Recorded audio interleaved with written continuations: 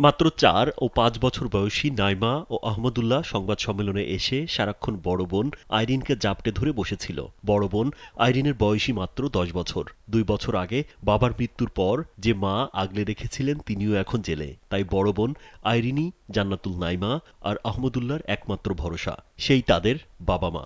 Police ধরে নিয়ে গেছে, এই যে প্রায় ২ মাস আমার আম্মু জেল কাটতেছে। পুলিশ ধরে নিয়ে গেছে আমার আম্মুকে।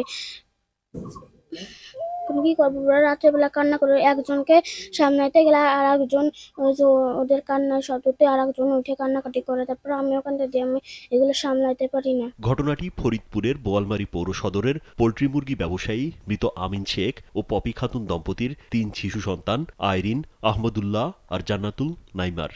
অপ্রাপ্ত বয়স্ক এই ৩ শিশু তাদের বাবার ঋণের কারণে ব্র্যাক ব্যাংকের করা মামলার আসামি। বাবার মৃত্যুর শোক মা বুঝতে না দিলেও বর্তমানে গ্রেপ্তার হয়ে কারাগারে আছেন তিনি।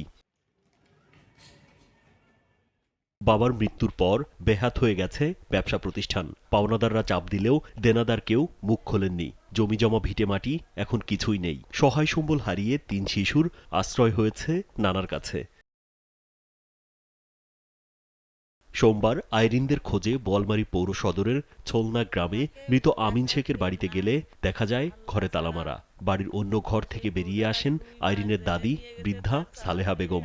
আর নানা বাড়ি থাকে, ওগো দেখার কেউ নাই আল্লাহ ছাড়া। সেই বউটার আজ ২ মাস জেলে নিয়ে গেছে, তার ছাল মেয়ে হা হা করে কান্দে বেড়াইতেছে। বাবা, ওই কান্দন তো সহ্য হয় না, মা মায়ের কান্দ। পরে যাওয়া হয় তাদের নানা বাড়ি ময়না ইউনিয়নের বান্দু গ্রামে। সেখানে গিয়ে খোঁজ মেলে আইরিন, নাইমা ও আহমদুল্লাহর। কিন্তু তারা সাংবাদিকদের পুলিশ ভেবে সামনে আসতে না চাইলে পরে বুঝিয়ে তাদের সাথে কথা বলা হয়। ২ বছর তো জামাই মরে গেছে, এখন আমার মেয়ে সেই টেনশনে জ্বালাই তো বাঁচে না। তারপরও ব্র্যাক ব্যাংকেরা কেস দিছে, মেয়ের নামে, তার মার নামে, ৩ নাতিনীর নামে কেস দিছে। তারপরে জামিনদারের নামে কেস দিছে। আমার মেয়ে শহীদ ছিল, জামিনদার তার নামে কেস দিছে। কেস দিয়ে আমার মেয়েরে এই ২ মাস পুলিশে এসে ধরে নিয়ে জেলে আটকাই দিচ্ছে। তার বাচ্চা কাচ্চারা কান্দাকাটি করে, রাত ৩টের সময় ওঠে, দুধ বানাই, খাওয়াই, মার বলি যায় না, কান্দাকাটি করে সব সময়।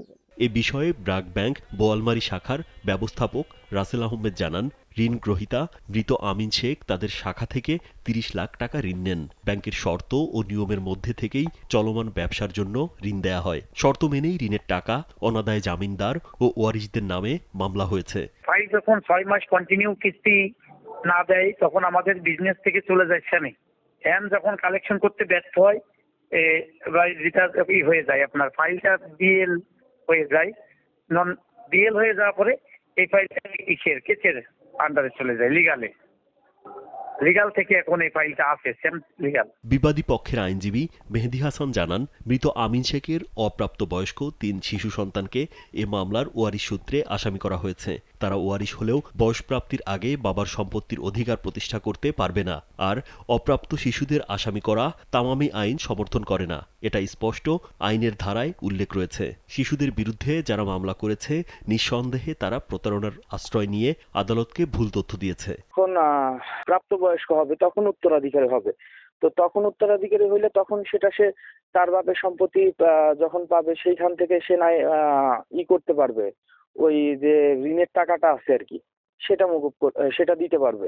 কিন্তু উত্তরাধিকারী না হওয়ার আগে তাকে মামলায় পেঁচানো এটা তো যুক্তিসঙ্গত না বা আইনসঙ্গত না, এইটাই আমি বক্তব্য দিয়েছিলাম। বোয়ালমারী বাজারের পোল্ট্রি মুরগি ব্যবসায়ী আমিন শেখ ২০২৩ সালের জানুয়ারি মাসে হৃদরোগে আক্রান্ত হয়ে মারা যান। মৃত্যুর পর তার পরিবারের লোকজন জানতে পারে সে ব্র্যাক ব্যাংক বোয়ালমারী শাখা থেকে ২০২২ সালের ২৫ অক্টোবর ৩০ লাখ টাকা ঋণ নেন। এর মধ্যে জীবিত থাকা অবস্থায় কিস্তিতে সুদে আসলে ৬,২১,৩৭৮ টাকা পরিশোধ করেন। তার মৃত্যুর পর ২০২৩ সালের ২৫ অক্টোবর ফরিদপুর জেলা জজ অর্থ ঋণ আদালতে পপি খাতুন, তার ৩ নাবালক শিশু সন্তান সহ আমিন শেখের মা সালেহা বেগম ও মোহাম্মদ চুন্নু মিয়ার নাম উল্লেখ করে ৬ জনের নামে মামলা করা হয়। রাজীব বিশ্বাস, কালবেলা।